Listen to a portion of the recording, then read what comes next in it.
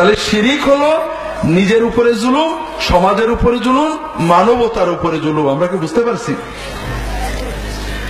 শিরিকের পরেই আল্লাহর ইবাদত করতে বললেন, এরপরে বোধহয় পীর সাহেবের খেদমত করতে বলবেন নাকি?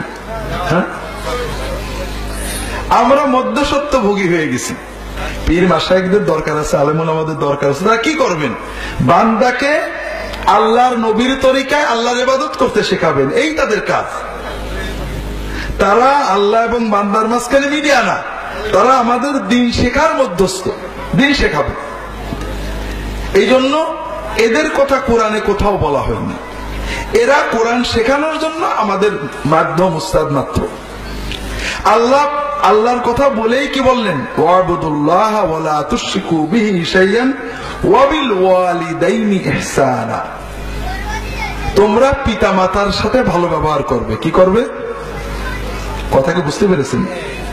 আল্লাহর ইবাদতের পরে দ্বিতীয় হুকুম কি? পিতামাতার সাথে ভালো ব্যবহার করা। আর এই বিষয়টা বর্তমানে একেবারেই খুব অবলুপ্ত হয়ে যাচ্ছে।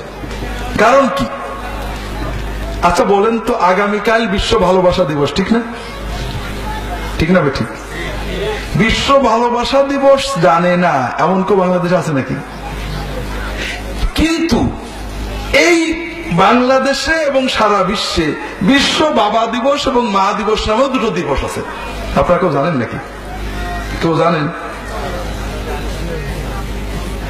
তাহলে লক্ষ্য করেন কি অসভ্য বর্বরতার দেশে আমরা বাস করি, বিশ্বে আমরা বাস করি।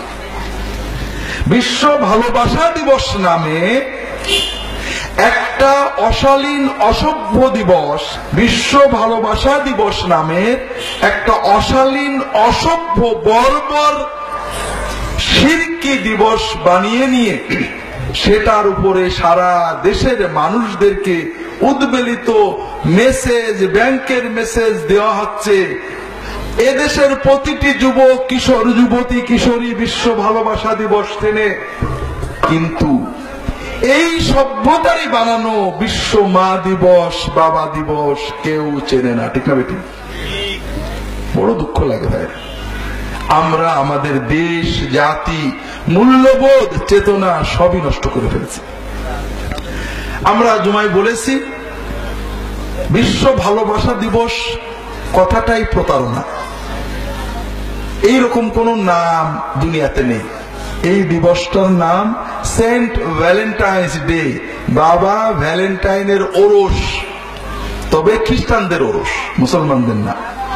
এটা মূলত ছিল প্রাচীন প্যাগানদের বসন্ত বরণ দিবস।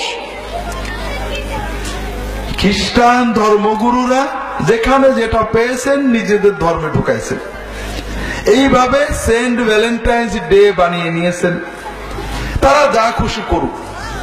আমাদের প্রশ্ন হলো, আপনি কি হেরার আলোয় আলোকিত হতে চান?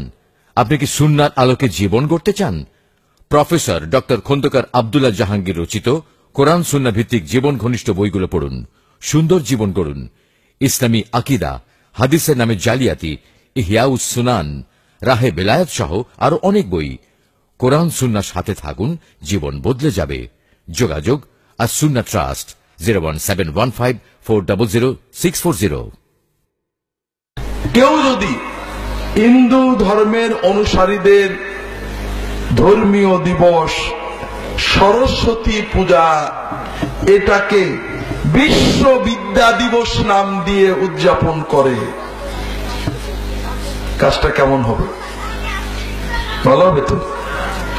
এটা একটা ধর্মের দিন, এটা সেকুলার দিন না। তারা ধর্ম পালন করবে 100 বার, কিন্তু আমি যদি তাদের ধর্ম পালন করি তাহলে আমিও হিন্দু হয়ে যাব, ঠিক না?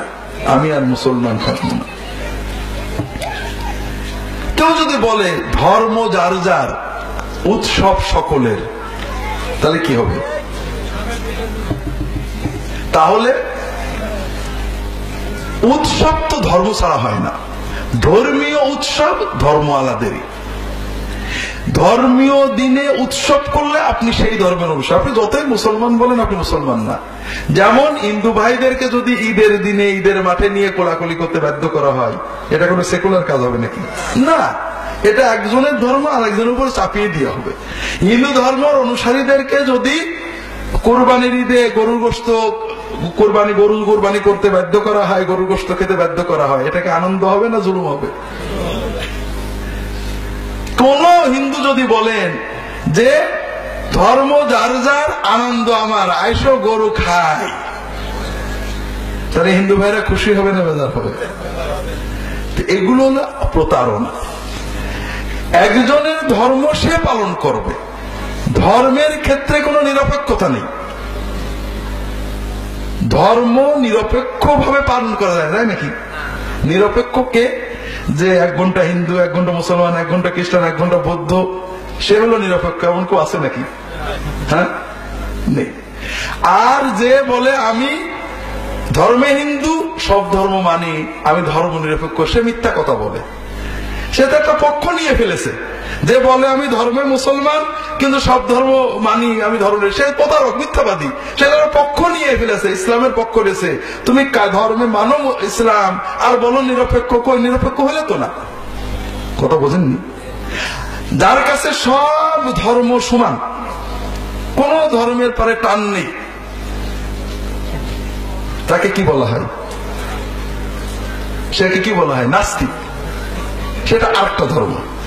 যে বলে যে আমার কাছে হিন্দু, মুসলমান, বৌদ্ধ, খ্রিস্টান সব কারোর প্রতি আমার রাগও নেই, টানও নেই, সে নাস্তিক, সে আরেকটা ধর্মের অনুসারী।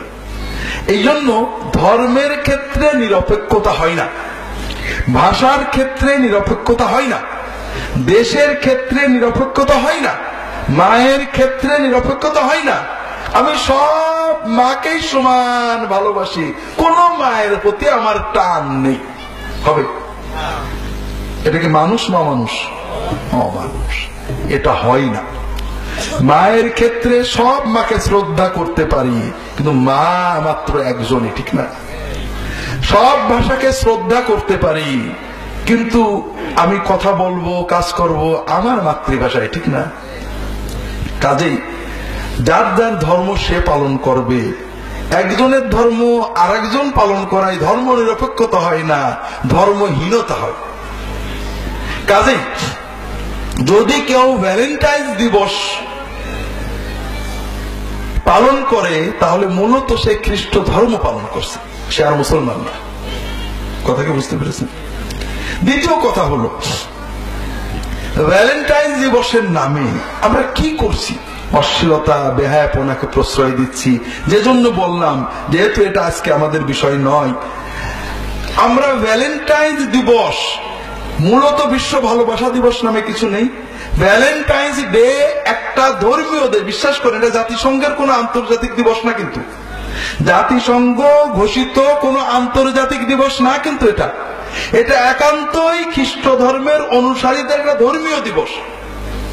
সেই দিবসটাকে প্রতারণামূলক ভাবে একটা আন্তর্জাতিক বিশ্ব দিবস নাম দিয়ে, যেটা জাতিসংঘের কোন দিবস না। জাতিসংঘের বিশ্ব ভালোবাসা দিবস নেই, জাতিসংঘের বাবা দিবস আছে, মা দিবস আছে, মাতৃভাষা দিবস আছে, কিন্তু ভালোবাসা দিবস নেই।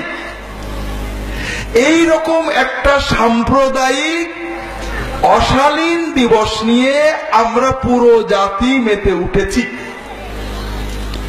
রেডিও, টেলিভিশন, মিডিয়া কত কিছু বলছে, কিন্তু বিশ্ব মা দিবস, বিশ্ব বাবা দিবস টেলিভিশনেও নেই। এগুলো মানুষের বানানো। মুসলমানের কাছে মা বাবার জন্য দিবস থাকে না, থাকে নাকি? প্রতিদিনই আমার মা দিবস, প্রতিদিনই আমার বাবা দিবস। তারপরেও এই অসভ্য সভ্যদের অন্তত মা দিবস, বাবা দিবসটা তো নিতে পারতাম, তাও আমরা নিইনি। এজন্য বড় আফসোস লাগে, আমরা আমাদের বাঙালি জাতি, ভারতীয় কৃষ্টি, মানবীয় সভ্যতা হারিয়ে ফেলে পশুত্বের দিকে ছুটে চলেছি সভ্যতার নামে। আল্লাহ তাআলা আমাদের হেফাজত করুন, আমিন।